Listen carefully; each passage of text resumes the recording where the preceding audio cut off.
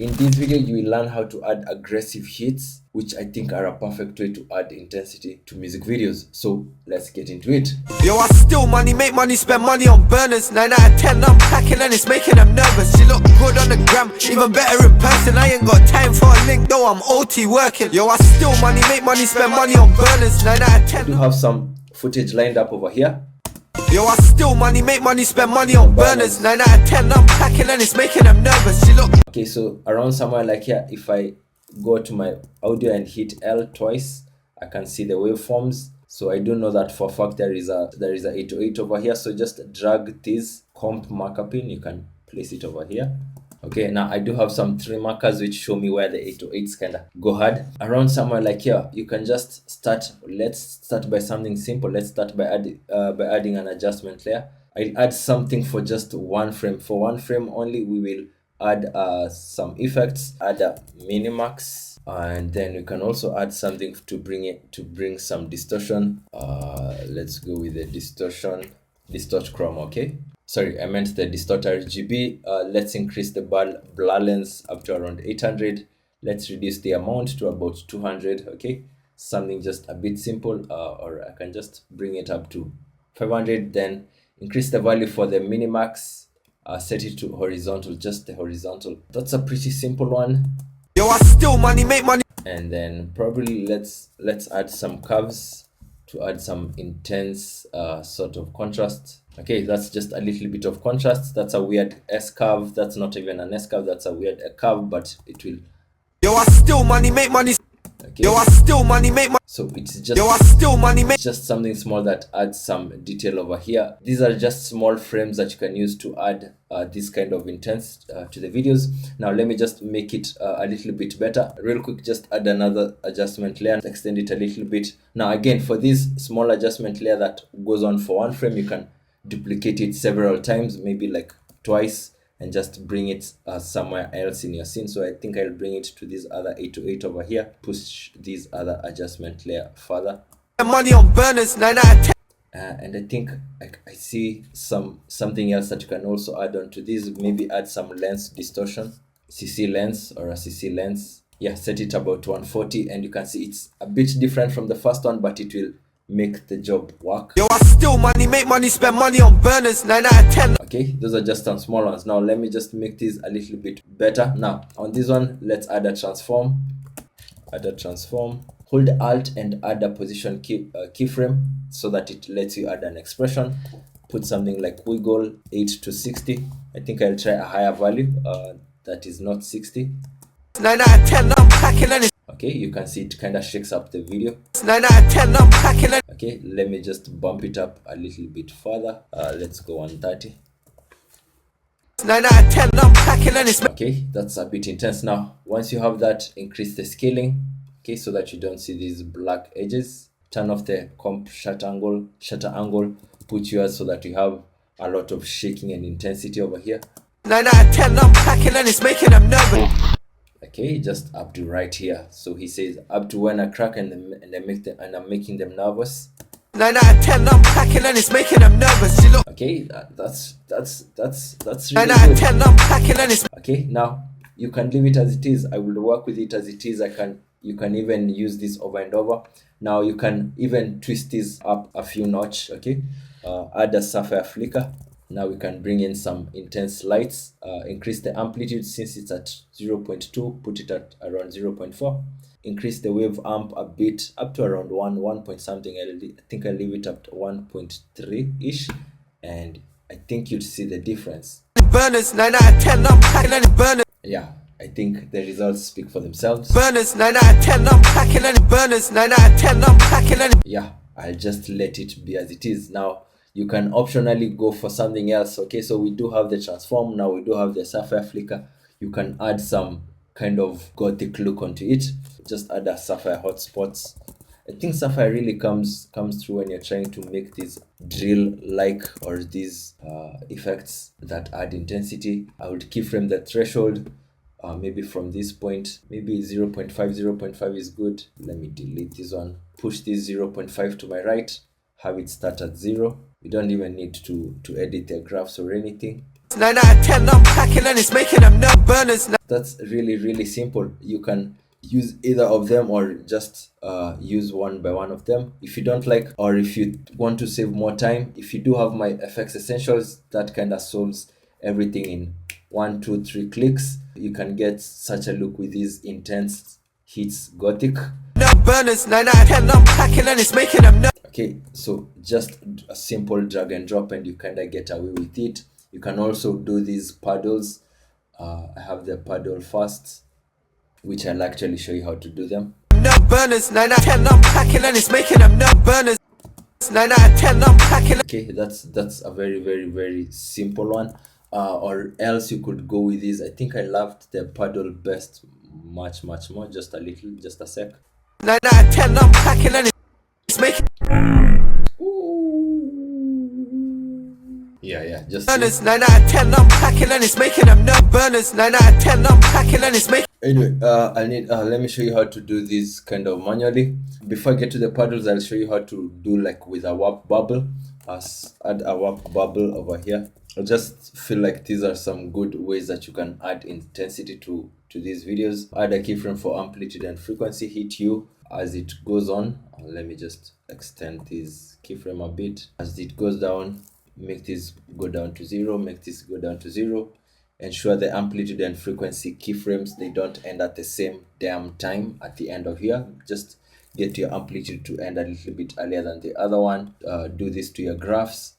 Since the paddle comes in aggressively like this, you don't want this to stay on for long. Drag these downwards like this, and I could do something similar to the frequency tab. 9 out of 10 I'm packing and Okay, 9 out of 10 I'm packing and it's. I think this is just very low key. Add a small hold on to the stopwatch for the seed while holding Alt so that you can add an expression. Put time times, let's go with something like 40 so that it kind of distorts all of these around very fast. 9 out of 10 I'm packing and it's. Yeah, 9 out of 10 I'm packing and it's. yeah, I think that's alright. I would add a little bit of distortion or some chroma effects. So warp chroma or distort chroma, or let me just go with warp chroma. These are some of the things that you can also get really easy with my pack. Okay, just start it up at around 0.7 ish. I think we get good chroma effects. Keyframe that, push this keyframe to the beginning, and then we can have it die down up to, is it 0 or 1? I think it's 1. I'll also put these keyframes a little bit central so that you can see the chroma a bit much more. If you want to just increase the steps, yeah, and you can see it just goes on like 9 out of 10 I'm packing and it's making them nerve burners. 9 out of 10 I'm packing and it's making them nerve. Yeah, and I do feel like these are some really nice way that you can add intensity.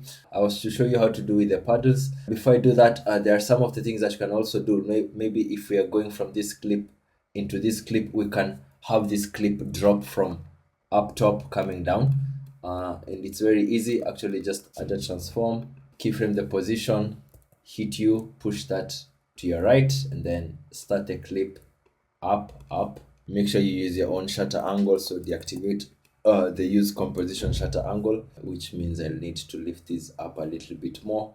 Do F9, and then make sure the keyframes or the graph drops in very fast, and edit the keyframe. Squeeze this to our right so that it comes in and then settles much slowly towards the end. It will just drop in like this. Once again, you can add some good effects like the exposure, or we can actually go with a glow. Let's go with a glow. Deep glow should do the job. Okay, and just do this to my threshold. I'm using deep glow because it kind of extracts these colors from it. Keyframe the threshold, bring it back to 100. Or is it 200? Yeah, 200 is where everything comes back to normal. Just push these so that they can end with the final animation over here. I don't even need to edit any graphs over. You'll see that it drops in like this. And it's making them nervous. She look good on the. So the trick here is to make sure that the clip that comes before these kind of overlaps below, okay, so that you can see through it. The reason you're not seeing anything, it's because Deep Glow 1 actually doesn't allow unmalting, so just we can use Deep Glow 2, which will get rid of the black area. I'll turn up the threshold, up to around 60. You can also toy around with the threshold smooth, keyframe that threshold just as we did on the other one. So this shouldn't be a big deal, and it should go on like this. And it's making them nervous. She look good on the gun, it's making them nervous. She look good. Yeah, that's basically the gist of it. Again, you can still add the small frames that I did show you, and for most of these effects that I'm showing you, you can really do them easily with a simple drag and drop and save so much time during post. If you have my FX Essentials Volume 1, you can put this light drop transition, which also comes with some hue and saturation, with some minimax. Making them nervous. She look good on the gun, it's making them nervous. She look good on the gram, even better, and it's making them.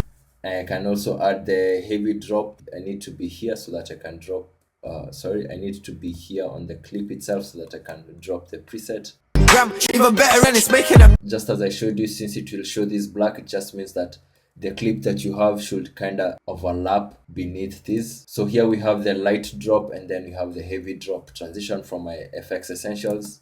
She look good on the gram, even better in person. I'll undo that. Let me just show you the last one, which is how to do with a paddle. I'll show you over here. So I'll add an adjustment layer once again. I'll go to my paddle best. Let me just drop this on, and then I can maybe explain to you with the keyframes. And it goes on like this. She look good on the gram, even better in person. She look. Okay, so I'll just explain maybe from the preset itself. If I hit you, the paddle goes from an amplitude of 0.1 or 100 up to 0, and then keep the face speed at 8, and then let it trickle down to 0 during the final moments.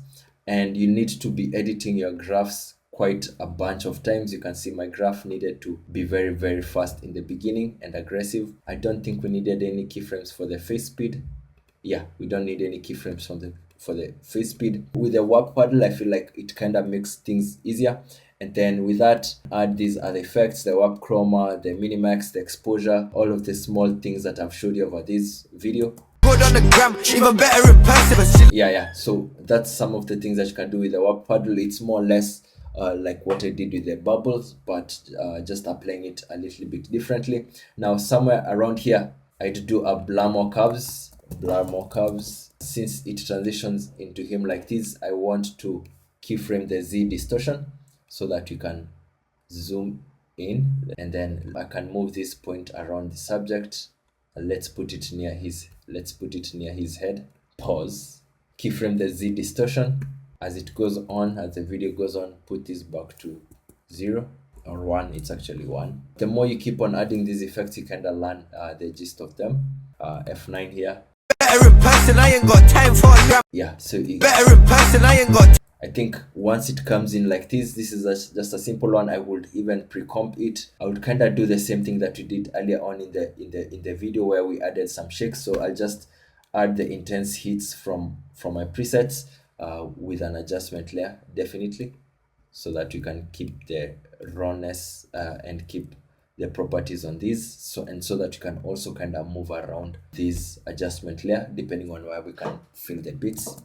Even better in person, I ain't got time for. Yeah, it's better in person, I ain't got time for a gram. I think maybe I'd push it maybe a little bit to the side and chop it down so that we can let this transition come in first before we do all of these things. Better in person, I ain't got time for a gram. Even better in person, I ain't got time for a gram. Even better in person, I ain't got time. No, I'll actually push it so that it can, as soon as the blur more curves settles in, we can now distort the frame. Yeah, that's better. Even better in person, I ain't got time for a gram. Yeah, so I think I leave you guys on this one. I don't want this video to be very, very much lengthy. I hope you do gain a lot of value in it. In case you're interested, you can check out the FX Essentials, but basically I've tried to explain to you how to pull off most of these effects even on your own. In case you need to save more time, that's when you can head up and get some presets real quick that you can go on with your work and kind of fast track your process. You can get a 10% off at checkout if you use this code over here. And I do think that you can also mix it up with the Danny James high energy transition presets, or even the smooth velocity on some levels. So explore the bundles to see where you can get the best value in it. Anyway, I'll catch you guys on the next tutorial. Peace out.